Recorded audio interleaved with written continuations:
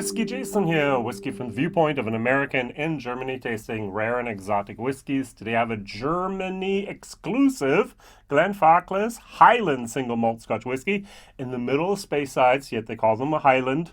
Has to do with history. It was distilled in December 2012 and it was bottled in 2021. Christmas edition, matured in Oloroso sherry casks, one of 4,200 bottles. Now on the back it is a German label, and so it is for Germany. Yay. So Whiskybase number 199111. And we have 46% and a price of about 56 euros 90. So now let's do the math.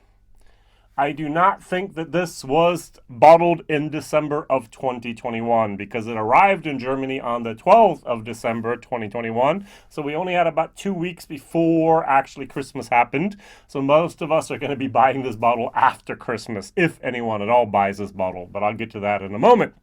So what we have here is something that was basically, we have 2000 and we have 13, 14, 15, 16, 17, 18, 19, 20, and 21. So we have a 9-year-old whiskey. Look, I'm counting on my fingers. Yes, I know.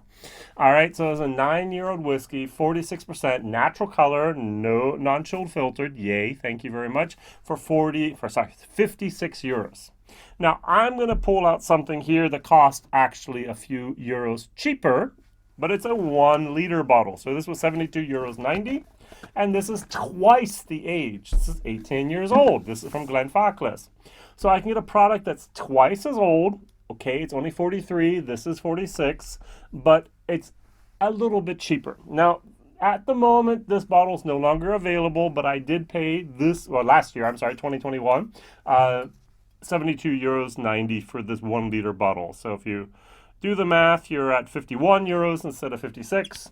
Yay! So let's compare the two of these. Now this is the 4th video in about 4 weeks that I've done a Glenfarclas. I've done 2 family casks. I did a Germany exclusive here with 60.2%, and now I have the Christmas edition. And none of them have actually wowed me in any way, manner, or what's the third thing? In any way or manner. Okay, I like to triple things sometimes, but it didn't work out that time. Didn't manage to triple it. All right, so if you look at the color here, they're about the same. Brown bottle, clear bottle. So here we have a fairly light, and here we have a fairly light as well. So now, nowhere does it say first fill Oloroso. It just says Oloroso.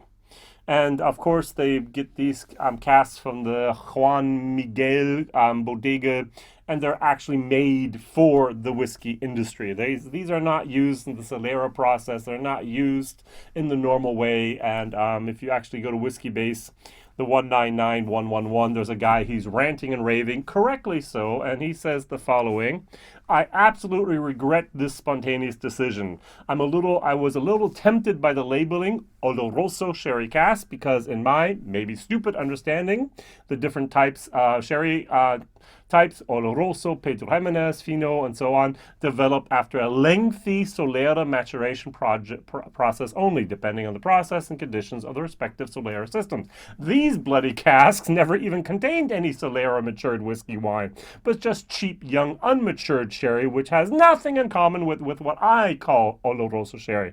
I'm not sure if it is legal to call unmatured sherry Oloroso, but it is cheating the customer for sure.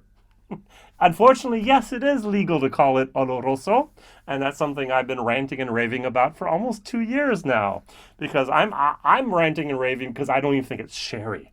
All right, so if it's not in the Solera process, it's not sherry.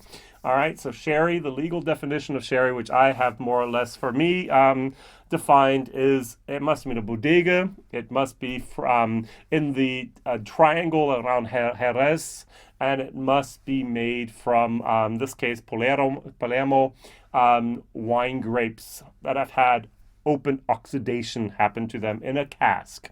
That's it. So in a cask, oxidation, because oxygen reached it. There's no type of flora, no type of yeast on it. It has to be from the certain type of grapes. It has to be from the grapes don't have to be from the region, but the sherry bodega must be in that region there. That's it. So that's so disappointing for me. All right, on the nose, let's talk about disappointment some more. Now, if I didn't know better, I would have said this is one of those young craft distilleries. This is a birch green moment. It's so young. It's so new-makey. It's literally shocking. Now, I want to know, I'll probably never find out, who decided to fill this up in a bottle. All right, was the guys at the Hanseatische Weingesellschaft in Bremen? I don't think so. I don't think they received a sample and said, here, try these 3, pick the best one, and we'll bottle it for you. I think, I might be totally wrong, I think that the guys in Glenfarclas did it. And the guys in Glenfarclas, I'm gonna use this word here. Shame on you. Shame on you for bottling this. It's 9-year-old junk. Strong words, I'm sorry.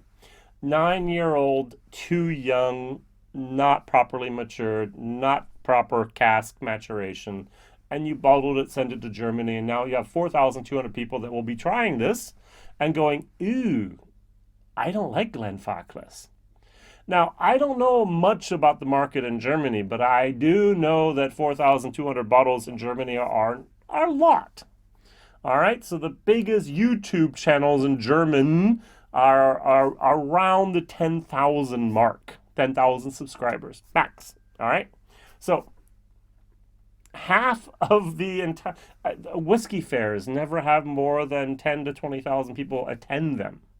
All right, so we have a customer base, let's say about 50,000 people buying single malt Scotch, especially the somewhat special releases.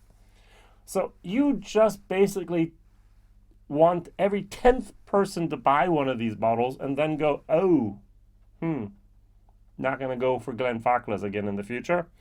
And that's such a shame.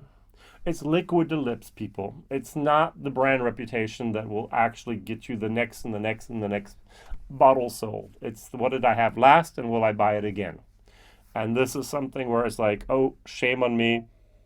Oops, I did it again, is what the guy said here by Whiskybase. Oops, I did it again and bought a bottle of premature whiskey, what I regret. All right, just not doing. I've had from new distilleries in Scotland stuff that's so much better. It's just totally sappy, young, almost metallic. No, thank you. Over here, the 18-year-old. There's a little bit of sulfur in there, but I do get that Oloroso. I do get the wood. I do get that spiciness. A little bit of a burnt gingerbread cookie. Not burnt, but a brown, almost getting to the burnt part. That's what I'm getting here. I like. All right, 46%. Cheers.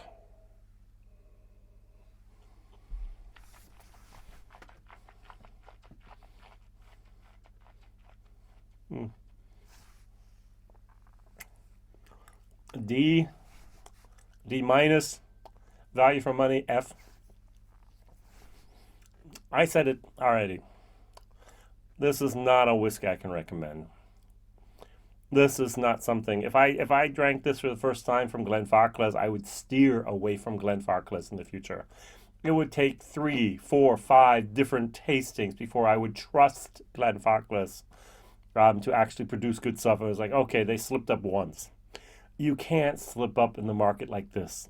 I'm sorry. And the special releases exclusive for Germany often have become, at least with us geeks and freaks over here in Germany, more a thing to avoid than to actually buy. Oh, shame on us. Shame on me for buying. Shame on them for filling this up. Shame on that for not waiting for this whiskey to become, or using good casks or whatever. Sorry. All right, so question of the day. I gave it a D minus. I gave it a F for value for money. I'm disappointed. what other brands have brought out Christmas editions? Now, I know everyone's yelling and typing Paul John. Yes. I did not buy the Paul John 2021 edition. Go to the Scotch Test Dummies. They did a review about it. But that was good. The logistics worked out. The bottles were in November in the stores in Germany. I think they were actually in October in Germany. It was a little bit almost too early. November also in the States, and you could actually buy it and drink it before or during the Christmas season. Yay. Over here, just a few days before Christmas, sorry. And then after Christmas, oh, you're really going to buy the Christmas edition in January? It's almost setting up all the stores that have this for a discount. All right, so it's on sale. It's after Christmas. Yay. And the whole logistics of that just didn't work out like I had expected or wanted it to for the people I know that have online and brick and mortar retail stores. All right, the 18-year-old, this is a good whiskey.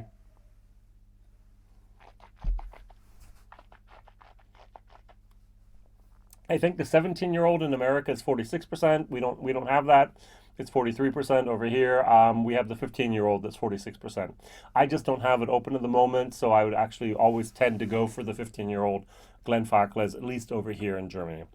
All right, thank you very much for liking, subscribing, watching, enduring, suffering with me, persevering, and moving on. Some people say in Germany, I've had this comment literally hundreds of times. Thank you, Jason, for reviewing a whiskey that I am now not going to buy. Yeah? So, thank you for watching and finding another whiskey that we don't have to buy. See you soon, Whiskey Jason. Bye-bye.